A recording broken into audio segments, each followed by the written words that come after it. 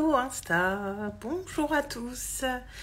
Bienvenue sur ce live 187 sur 365. J'espère que vous avez passé une bonne journée. Et aujourd'hui, je vais vous parler de revenir en son centre. Alors, revenir en son centre, qu'est-ce que j'entends par là? J'entends par là ne pas se laisser complètement déborder par ses émotions. Ne pas perdre pied parce qu'on a des choses qui viennent nous déclencher intérieurement. Et j'ai presque envie de dire garder son bon sens et redescendre sur terre. Parce que parfois on a des choses qui vont venir nous chercher un petit peu sans raison. C'est ce qui s'est passé pour moi cette semaine. Donc j'étais, je vous l'avais partagé mardi. J'étais un peu dans des fluctuations émotionnelles et ça s'est accentué jusqu'à hier. J'étais dans un état émotionnel un petit peu, fluctuant. C'était un peu bizarre parce que j'arrivais pas à identifier pourquoi. Et en fait, j'ai mis surtout mon focus là-dessus, sur qu'est-ce qui vient me déclencher, pourquoi, qu'est-ce que ça vient me dire et qu'est-ce que je fais pour me sentir à nouveau bien. Et j'ai passé du coup un super vendredi 13 parce que vraiment aujourd'hui tout a retrouvé sa place et j'ai compris ce qui s'était passé en fait. Et c'est vraiment un truc qui est capital, surtout quand on est entrepreneur, d'être, moi j'aime bien cette expression d'être son meilleur parent. Parce que typiquement encore hier j'ai vu un post où il était noté que voilà 3 choses indispensables quand on entreprend, et dedans il y avait avoir une amie à qui se confier ou quelque chose comme ça. Ouais, c'est bien d'avoir des amis à qui se confier, mais ils peuvent pas toujours nous aider. Et dans certains cas, il y a que nous qui pouvons nous aider parce qu'il y a que nous qui pouvons identifier la source d'un malaise intérieur. Il y a que nous du coup qui pouvons trouver les réponses et aller entre guillemets guérir ça, ou du moins poser les mots dessus et se poser les bonnes questions surtout.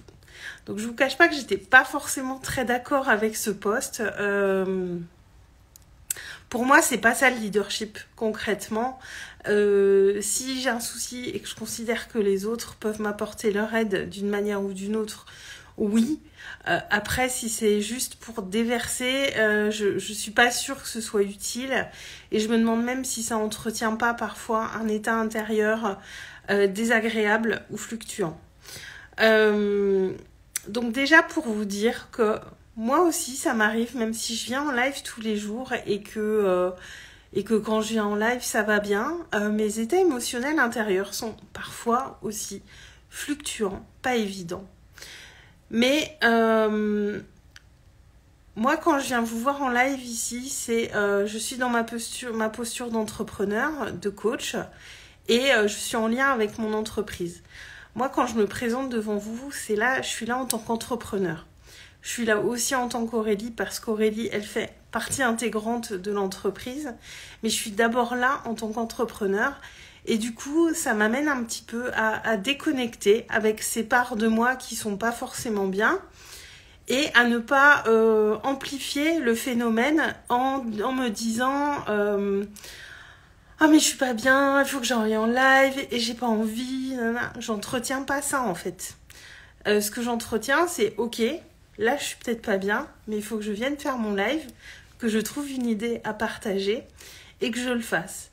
Alors, je vais peut-être faire des lives plus courts quand c'est comme ça, peut-être un petit peu moins pertinent, mais je vais les faire quand même parce que dans ces moments-là, je suis Aurélie l'entrepreneur. Et Aurélie l'humaine qui est un petit peu en souffrance, eh bien, elle fait juste un petit pas de côté pour reprendre sa place quand c'est le moment. Et ça dissocie pas pour autant... comment dire, je reste l'humaine qui est là, mais simplement, c'est l'entrepreneur qui prend le dessus, en fait. C'est pas tant que l'humaine fait un pas de côté, ouais, voilà, je vais me reprendre. C'est juste que l'entrepreneur, elle prend le dessus. Quand je viens vous voir en live, et je me laisse pas dominer par ces états émotionnels. Et donc, c'est ce qui s'est passé pour moi cette semaine. J'ai eu des états émotionnels un peu fluctuants. Bonjour Nicolas, bonjour Thomas. Je n'étais pas sûre d'avoir du monde en live ce soir. Bienvenue à vous deux. Et depuis mardi jusqu'à hier, les émotions étaient très fluctuantes. Et aujourd'hui, je me suis dit, bon, j'avais une matinée assez calme. Et cet après-midi, j'avais un atelier. Et ce matin, j'ai dit, bon, ok, on va aller explorer tout ça. Je me suis posée. J'ai pris le temps d'écrire, de poser un petit peu sur papier ce qui m'avait traversé cette semaine.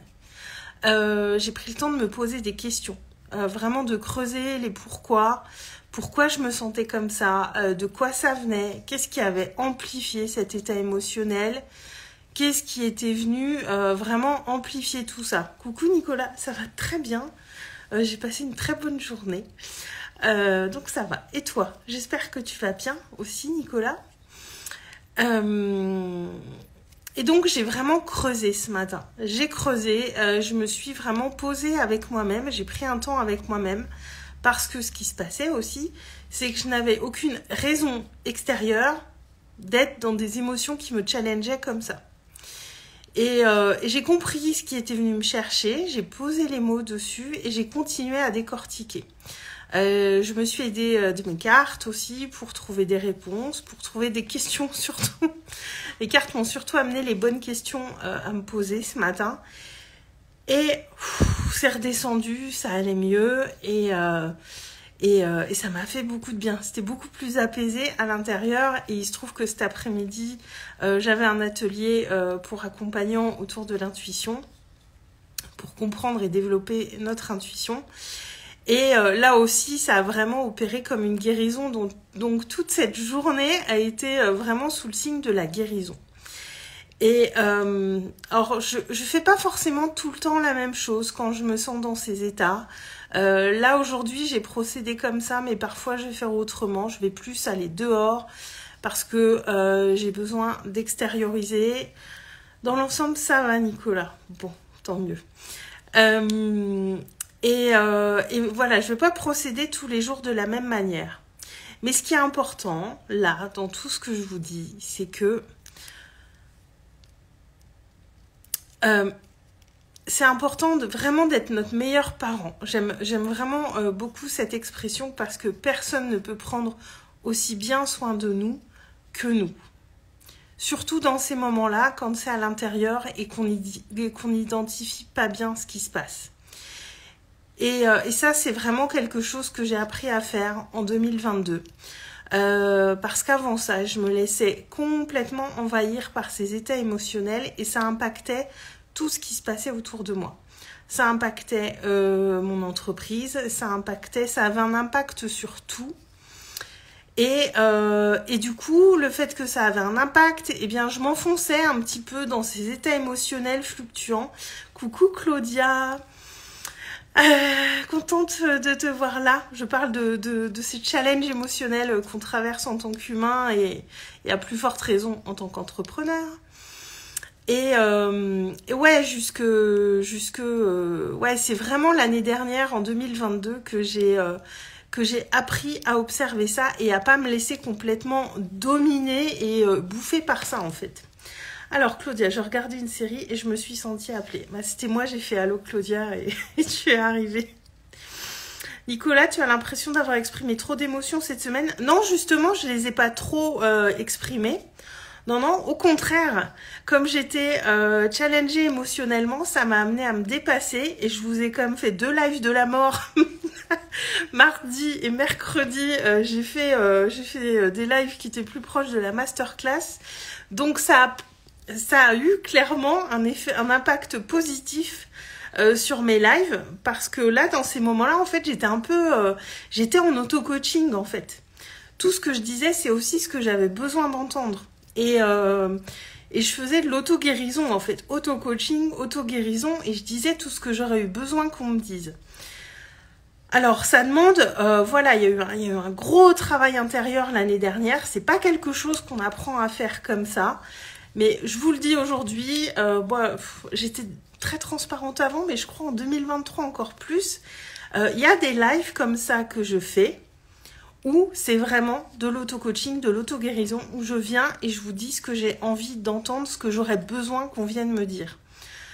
Sauf ce que j'ai besoin qu'on me dise, il n'y a que moi qui peux le savoir en fait. Et ces lives me servent à ça aussi. Alors c'est pas très souvent, mais ça arrive. Claudia, auto-coaching, j'apprends à faire ça et ça me libère. Franchement Claudia, je fais pas exprès.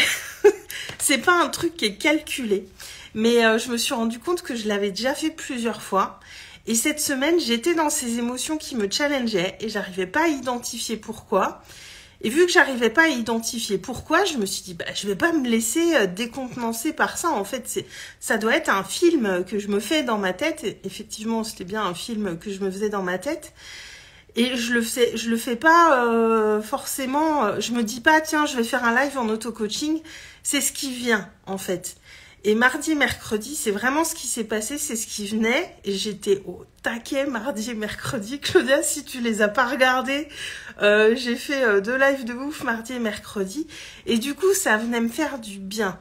Et en fait, c'est ça, c'est apprendre à venir chercher ces choses qui vont nous faire du bien à nous pour se remettre dans cet état émotionnel qui est plus stable et qui est plus agréable. Mais c'est aussi parce qu'il y a eu tout ce travail de solidification intérieure que j'ai fait en 2022 et qui me permet aujourd'hui de faire ça toute seule. Parce que je vais pas vous mentir, il y a 9 mois ou 1 an, je me laissais encore beaucoup déborder par mes émotions. Et c'était vraiment des moments très compliqués à gérer pour moi. Alors, Claudia, waouh, mais ça résonne tellement. Cool. Nicolas, ce serait bien de pouvoir t'aider autant que tu nous aides. Mais je me suis très bien aidée toute seule en fait, Nicolas. J'avais juste besoin de quelques jours. Claudia, tu as enregistré les lives pour les vacances. Nicolas qui dit j'y étais, c'était chargé en émotions surtout. Ouais, surtout. Le deuxième, peut-être un petit peu plus et il est un peu plus long aussi. Mais tout ça pour vous dire que ça se construit. Moi, vous m'avez déjà vu verser une larme en live, je ris aussi beaucoup, je suis très très connectée à mes émotions. Et il y a 1 an et demi, si on m'avait dit que je serais capable de faire des processus comme ça toute seule, et c'est pas toujours le même processus en fait, mais d'avoir cet instinct d'aller chercher ce qui est bon pour moi à ce moment-là pour apaiser l'état émotionnel, je suis pas sûre que je l'aurais cru, honnêtement. Mais c'est parce qu'il y a eu tout ce travail intérieur qui a été fait, qui a vraiment mis cette solidité à l'intérieur de moi et cette confiance dans le fait que moi, je suis mon meilleur parent et que si vraiment il y a un truc à aller débloquer, que j'ai besoin d'aide, je saurais aller chercher l'aide auprès de la bonne personne. Ça, je le sais, je le sais, c'est solide, c'est un truc qu'on peut pas m'enlever. Et du coup, je sais plus comment j'avais commencé ma phrase. Du coup, c'est construit et aujourd'hui, je suis capable de faire ça. Et c'est vraiment, vraiment au cœur de ce qu'on va faire dans mes accompagnements individuels pour vous. Parce que c'est hyper précieux de savoir faire ça pour soi. Surtout quand on est entrepreneur. Parce que je suis tombée encore tout à l'heure sur des réels sur Instagram où c'est exactement ce que les coachs disaient. Et moi, je suis entièrement d'accord avec ça. Tes résultats, c'est le reflet de tes actions.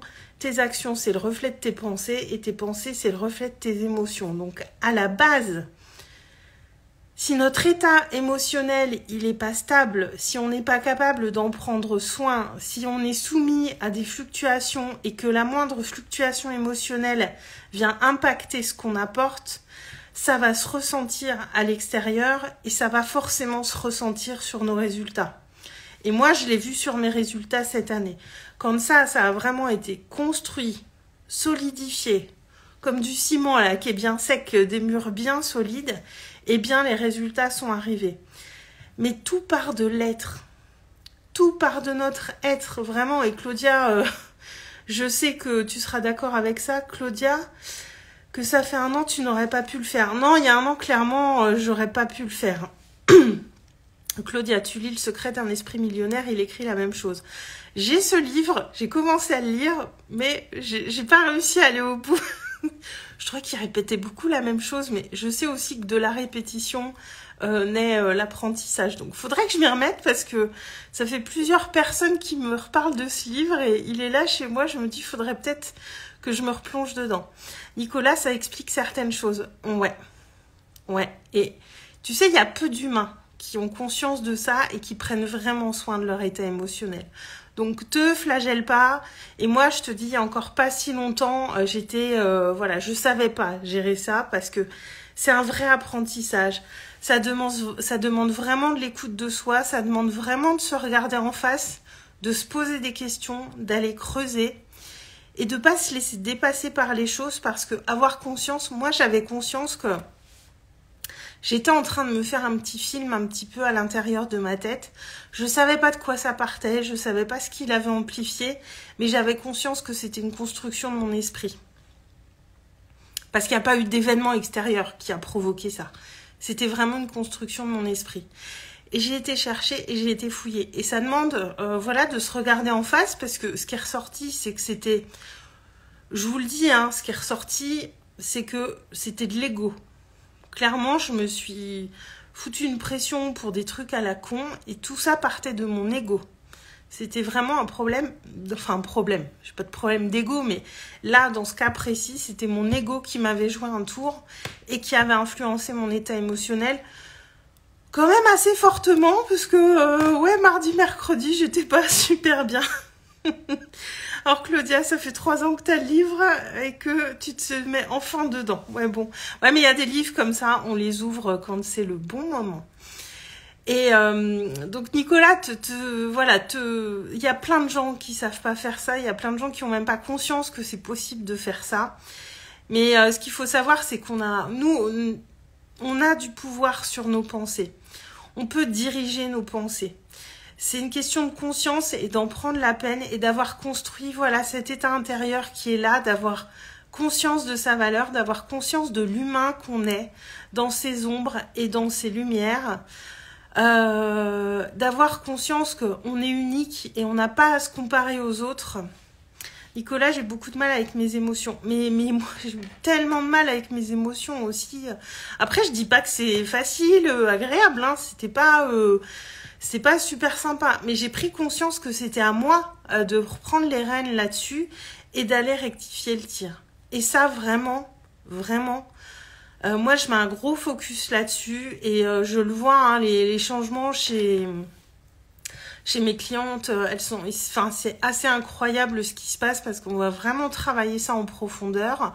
Après, c'est challengeant, mais... en individuel, je suis pas toujours là pour vous caresser dans le sens du poil, mais on voit, il y a une vraie différence qui se crée et c'est surtout à partir de ce travail intérieur qu'on fait, de se poser les bonnes questions, d'aller regarder ce qu'on n'a pas envie d'aller voir pour avoir conscience de notre humain, de l'humain qu'on est, vraiment dans sa globalité, même dans ce qu'on n'aime pas trop et surtout dans ce qu'on n'aime pas trop. Parce qu'on n'aime pas aller voir ce qu'on n'aime pas trop chez nous. Et ça fait vraiment partie intégrante du travail. Et je me rends compte aujourd'hui vraiment particulièrement parce que ce processus, je l'ai vraiment analysé là aujourd'hui. Et je me suis dit, mais je suis contente de réussir à faire ça toute seule aujourd'hui.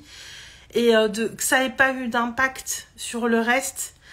Ça a été juste un travail, des questionnements de moi à moi, une discussion de moi à moi pour voir où ça se situait et de quoi c'était parti et qu'est-ce qu'il avait amplifié et qu'est-ce qui s'était passé pendant ces 3 jours et qu'est-ce que c'était venu chercher chez moi aussi parce que notre ego il nous joue des tours et c'est normal, on est des humains. Tout va bien, notre ego cherche à nous protéger aussi. Bon là, il me protégeait pas, mais voilà. Et vraiment, je voulais vous parler de ça ce soir parce que j'en ai tiré du coup beaucoup de leçons. J'ai remercié aussi la personne qui m'avait tellement déclenchée parce qu'elle y était pour rien et je m'étais fait tout un truc dans ma tête toute seule. Mais vraiment, j'en ai tiré des leçons très précieuses. Et ça se fait dans le temps, en fait. C'est pas du jour au lendemain qu'on apprend à faire ça. C'est une étape après l'autre. Ça se construit. C'est vraiment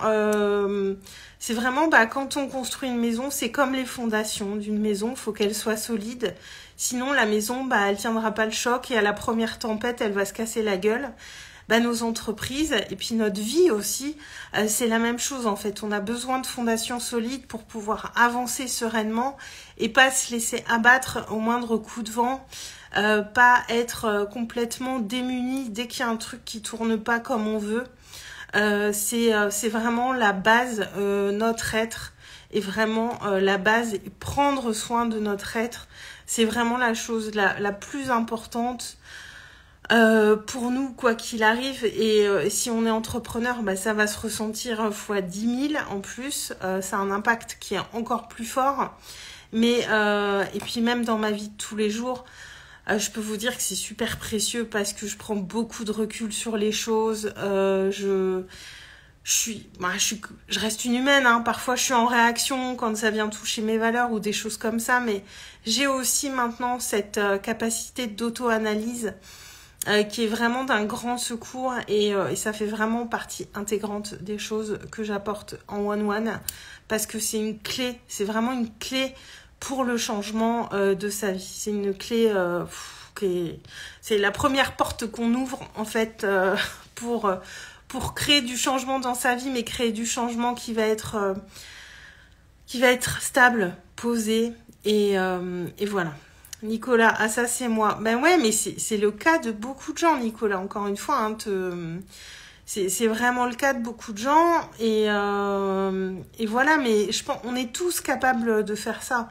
Moi, ce que je fais, je suis pas meilleure que quelqu'un d'autre. C'est juste, je pense, c'est du courage de se regarder en face, de se poser les bonnes questions. Et puis aussi, moi, ce travail, cet apprentissage, je l'ai pas fait toute seule non plus. Il y a des étapes, il y a des choses à comprendre et ça prend pas le même temps chez tout le monde.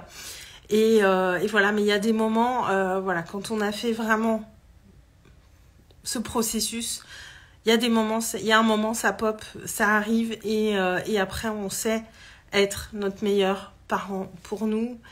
Parce que dans ce que j'ai vécu, clairement, personne ne pouvait m'aider et puis je n'avais pas forcément...